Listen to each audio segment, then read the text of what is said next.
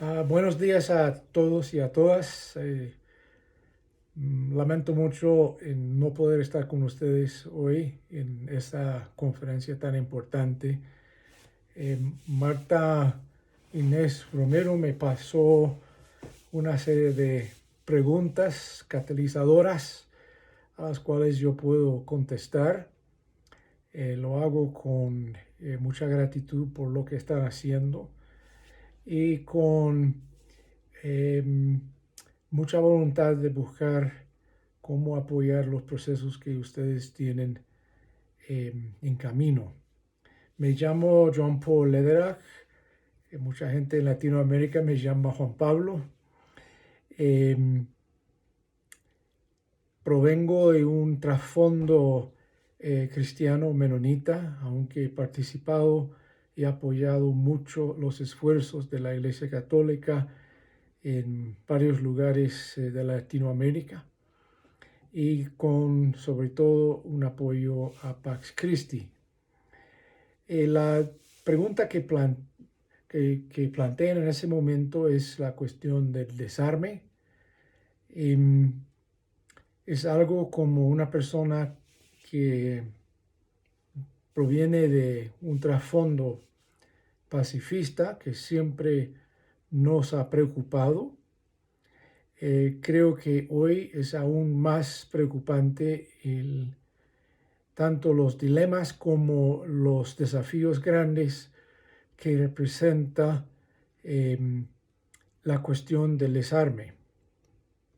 Mis comentarios van principalmente dirigidos a lo que yo podría llamar la ética de la vida, que yo entiendo forma el eje principal de no solamente las enseñanzas, sino la forma de vida que Jesús escogió frente a los desafíos y amenazas que él mismo recibió y que en todo momento fue una ética de vida en el sentido de que él logró valorar más el bienestar y la vida de otros que de proteger exclusivamente a sí mismo.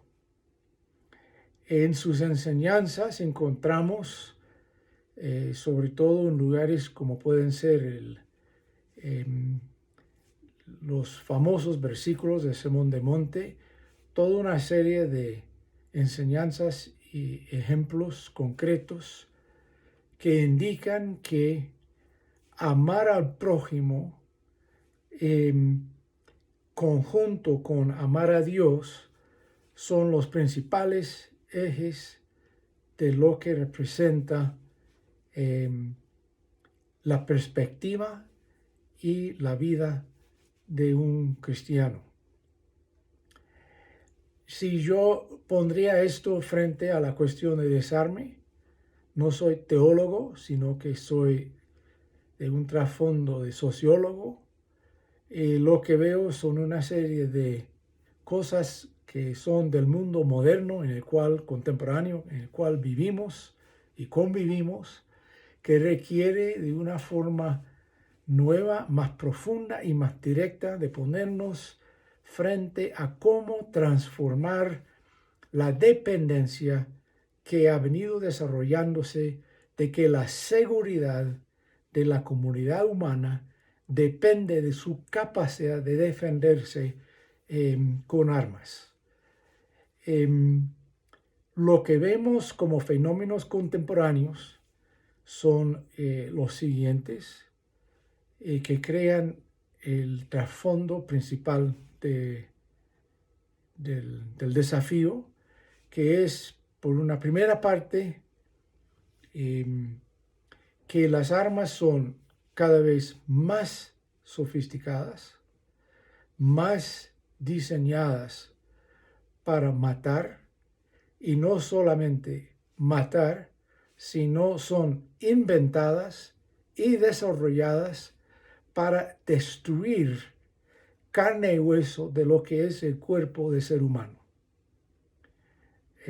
Y segundo, las armas principales que hacen más daños en el mundo son armas cada vez más accesibles directamente a manos de personas comunes y corrientes, con leyes de países que varían mucho de un lugar a otro.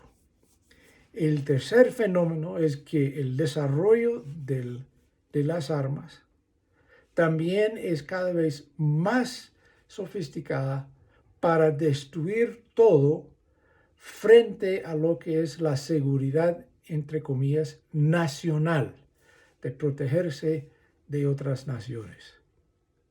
Porque digo que esa combinación de armas ligeras, más destructivas y más accesibles, combinado con armas de lo más poderosos hasta los nucleares, que tienen cada vez más capacidad de destruir, crea condiciones que en ningún momento corresponden a lo que son los ejes principales, ni siquiera de la protección y la guerra justa. Por el hecho de que su diseño y su utilidad y su uso va exclusivamente a quitar de una forma muy destructiva la vida personal, comunitaria y de todos unos territorios. Es decir, que hemos llegado a un momento en la historia humana donde el invento de las armas ya no corresponde a lo que en principio tenía que ser. Para mí esto crea una condición sociológica al lado de la teológica que tiene que replantear de forma profunda lo que significa la protección.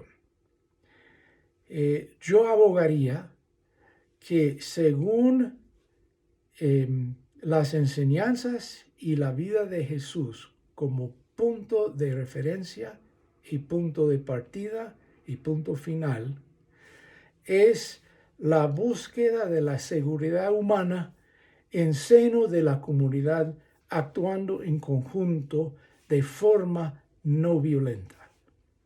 Y de que en los últimos años y en las últimas décadas sobre todo, han venido desarrollándose toda una serie de estudios que indican cada vez más que la no violencia es mucho más eficaz a medio y largo tiempo como forma de transformar condiciones de desafío directo y violento que una respuesta violenta usando lo que son contemporáneamente las armas accesibles. Esto para mí significa que una inversión en la alternativa no violenta a un nivel local, masivo y global podría tener mucho más capacidad de asegurar la seguridad humana que las formas históricas que hemos planteado como una defensa y una protección, entre comillas, nacionales. Ya tenemos que llegar a un momento donde empezamos a contemplarnos como una familia global y no como una familia exclusivamente identificado y compuesto por las fronteras y las naciones en la forma que han existido. Todo lo que es y son los retos más grandes de este siglo tienen que ver con nuestra capacidad global de actuar como una familia global frente a lo que son el desafío del clima, el desafío de migración, el desafío de economías ilícitas que incluyen y se defienden mucho con lo que es lo armatístico.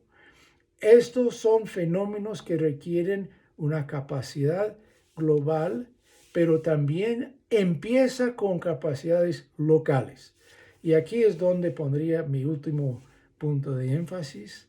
Creo muy importante que la ética tiene dos cosas. Una que es claridad del horizonte al cual caminamos y claridad de cómo es que juntos actuamos frente a los desafíos a nivel local y con las redes que extienden desde lo local.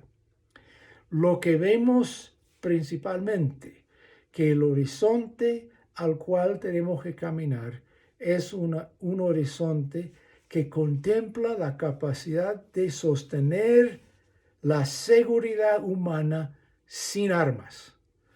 Como Bettelheim dijo una vez, el filósofo, la persona que escoge la violencia es una persona que no ve posible otra opción. Creo que nuestra tarea no es juzgar a los que sí actúan con violencia, sino de crear las alternativas no violentas que pueden funcionar.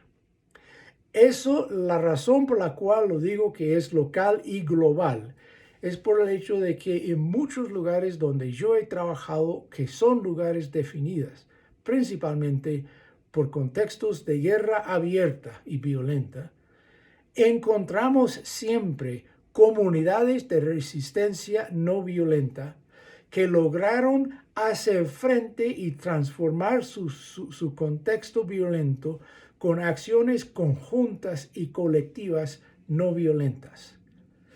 Uno puede pasar de país en país, aunque para mí Colombia ha sido un laboratorio interesante en ese sentido, que son, por ejemplo, las actuaciones en Medio Magdalena o Montes de María, donde durante décadas de guerra hubo comunidades que lograron actuar sin armas frente a gente armada. Y eso indica un camino muy interesante de transformación. La no aceptación que armarse es la única forma de protegerse. Y esto creo que es, entre otras, de los tres desafíos principales de este siglo. El primero es cómo actuar como una comunidad y una familia global frente a lo que son los desafíos enormes ecológicos y de clima y de polución que de verdad mata más gente que la guerra, estadísticamente hablando, y actuar de una manera que no va a ser una receta para todos los lugares, sino que un conjunto de comunidades locales tienen que empezar a caminar en esa forma y dirección diferente. El segundo, que es de los tres más grandes, es la necesidad de mirar muy de cerca cómo es que vamos a invertir como familia global en hacer frente a la fragilidad que surge de la pobreza y de la exclusión de mucha gente que simplemente buscan cómo mejorar su vida. Si no logramos que la gente tiene acceso a agua, a casa, a comida y a escuela, eso como derecho fundamental, poco seremos capaces de construir ese mundo en la transformación que necesitamos. Y el tercero es de que necesitamos cada vez más comunidades, colectivos enteros locales, dispuestos a buscar y poner en marcha alternativas no violentas con rechazo de armas, en la búsqueda de cómo mejorar la seguridad humana donde viven. Cuanta más tenemos localidades y redes de conexiones de gente que demuestra que la inversión en la no violencia es mucho más poderoso que la inversión en las armas contemporáneas, mayor capacidad tendremos de hacer las transformaciones necesarias. Eso significa que el camino de actuación ética no es exclusivamente cuestión de gobiernos que deben cambiar su inversión en lo que son, en su mayoría, los gastos de la población en respuestas armadas a la protección nacional. Significa que las comunidades locales tienen que ser los que lideran en esos nuevos modelos no violentos. Este siglo es un siglo clave para las decisiones que tomamos. Y creo que tenemos ejemplos éticos precisamente de las enseñanzas y de la vida de Jesús. Y tenemos ejemplos pragmáticos y claros de comunidades que lo han puesto en marcha.